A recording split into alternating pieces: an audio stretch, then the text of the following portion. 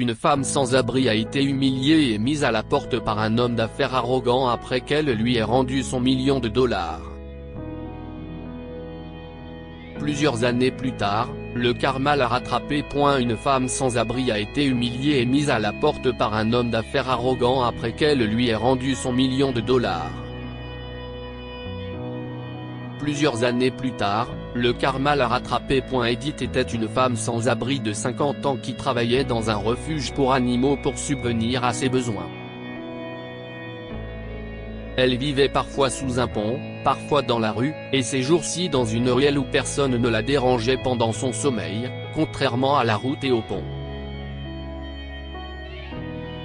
Il fut un temps où Edith était pâtissière et avait une belle famille pour s'occuper d'elle.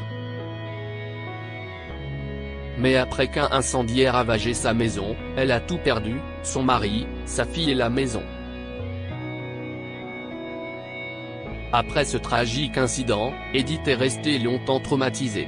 Elle a demeuré chez ses parents pendant un certain temps, mais lorsqu'ils sont partis pour leur demeure céleste, elle n'avait plus personne. Edith était encore jeune à l'époque et n'avait pas de travail.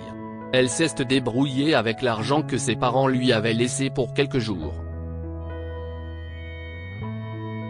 Mais au bout d'un certain temps, elle s'est endettée et a perdu la maison de ses parents. Heureusement, le voisin d'Edith a eu la gentillesse de parler à son amie et de lui trouver un emploi au refuge pour animaux où elle travaillait depuis 10 ans. Edith n'avait pas beaucoup de responsabilités au refuge, ce qui était une bonne chose car, en vieillissant, elle se plaignait de multiples douleurs aux genoux.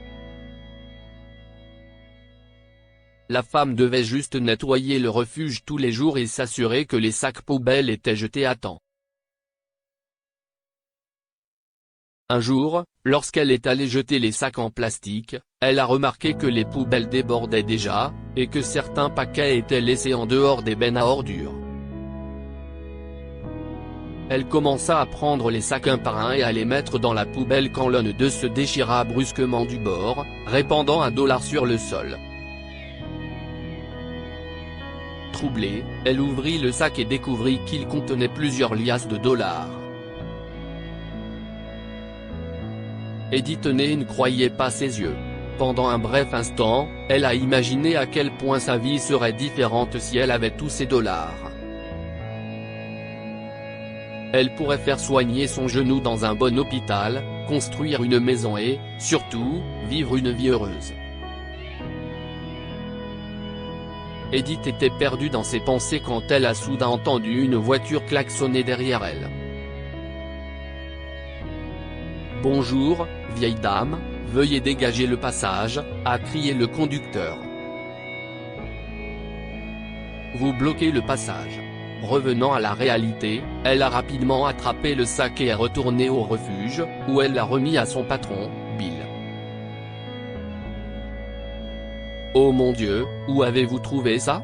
lui demande Bill, choqué. « Il a été laissé près des poubelles. » Je n'aille pas compter, mais s'il y est beaucoup d'argent. Le propriétaire doit être inquiet. Comment allons-nous le trouver?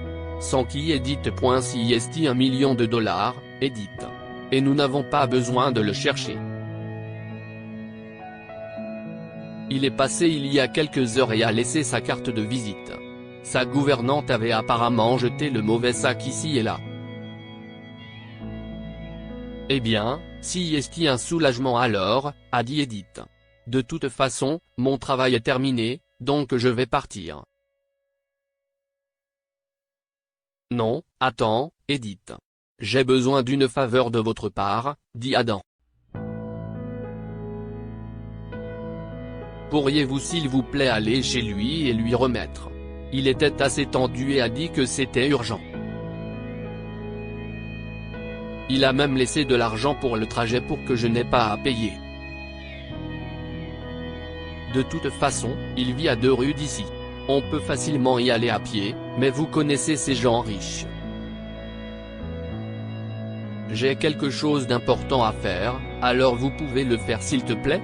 Bien, je vais le faire, répond Edith en s'éloignant avec le sac. Edith a gardé le prix de la course pour elle et a marché jusqu'à la maison de l'homme à la place. La maison était énorme, avec un énorme et magnifique jardin devant. Edith jeta un coup d'œil et réalisa qu'elle pouvait facilement s'y perdre. En fait, il lui a fallu un certain temps pour arriver à la porte et sonner. Lorsque la porte s'est ouverte, une vieille femme l'a accueillie. Est-ce que M. Carter est ici? Je suis ici pour lui rendre son argent, dit Edith. Oh mon Dieu, vous l'avez finalement trouvé? Je vous suis tellement reconnaissante. Merci, a dit la femme en prenant les mains d'Edith dans les siennes. Qui est là, chérie? M. Carter a dit en sortant. Chérie, cette femme a trouvé l'argent. Nous devrions la remercier. Madame Carter a dit. Edith a donné à Monsieur Carter un sourire chaleureux. Monsieur Carter, voici votre argent. Je l'ai découvert. Edith a commencé à parler, mais Monsieur Carter l'a coupé. Ouais, d'accord. Posez-le juste sur les escaliers et partez. Et pourquoi tu lui tiens la main, Linda? Edith lui a jeté un regard perplexe. Quoi? Je ne peux pas le toucher parce que tes mains et le sac sont sales.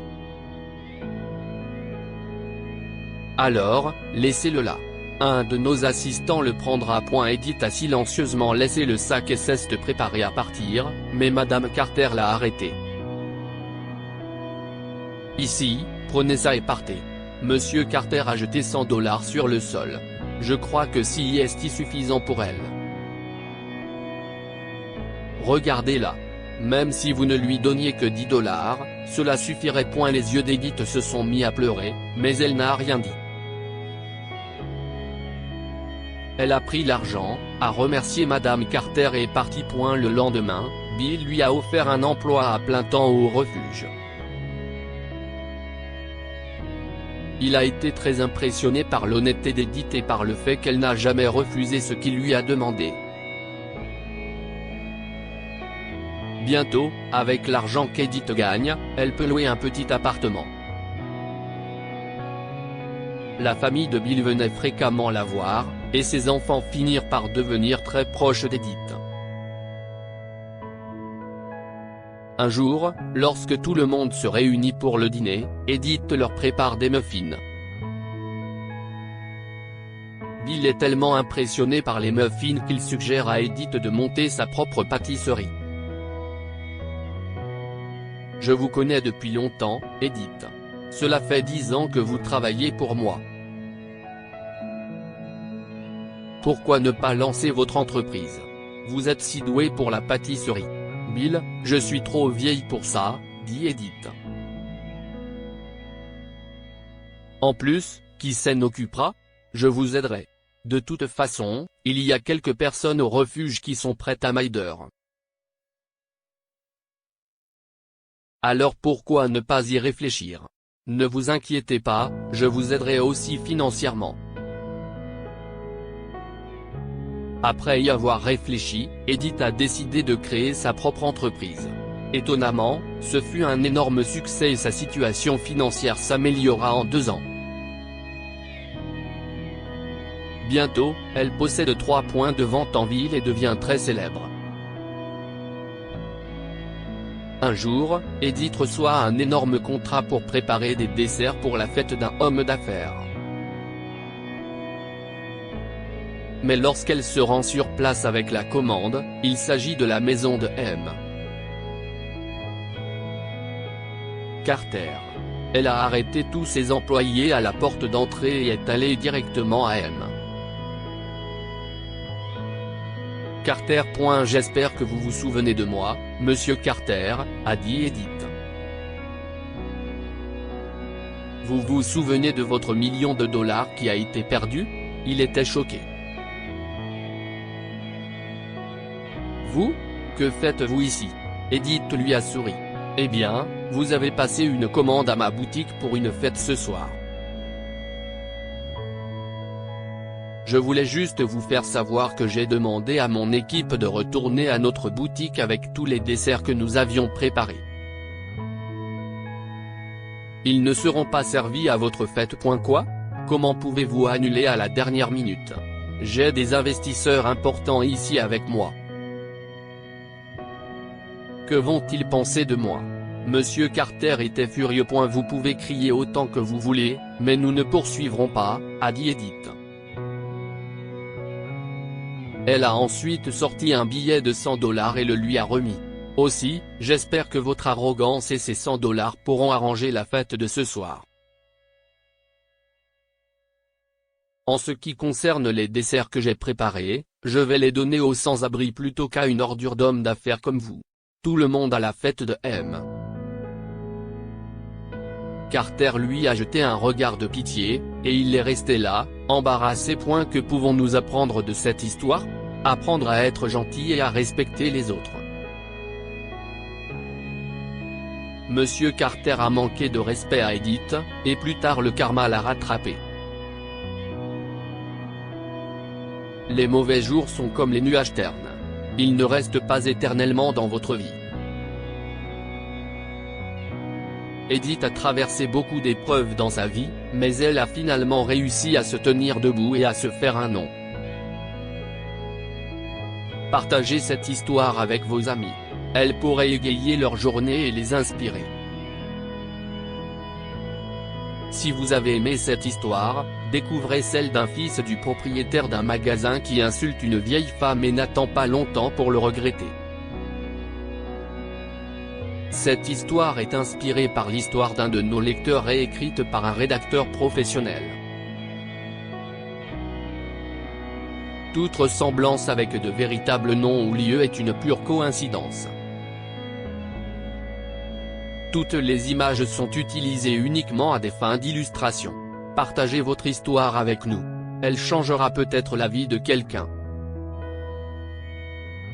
Si vous souhaitez partager votre histoire, envoyez-nous un mail à info@amomama.com. Abonnez-vous à Amomama sur Google News.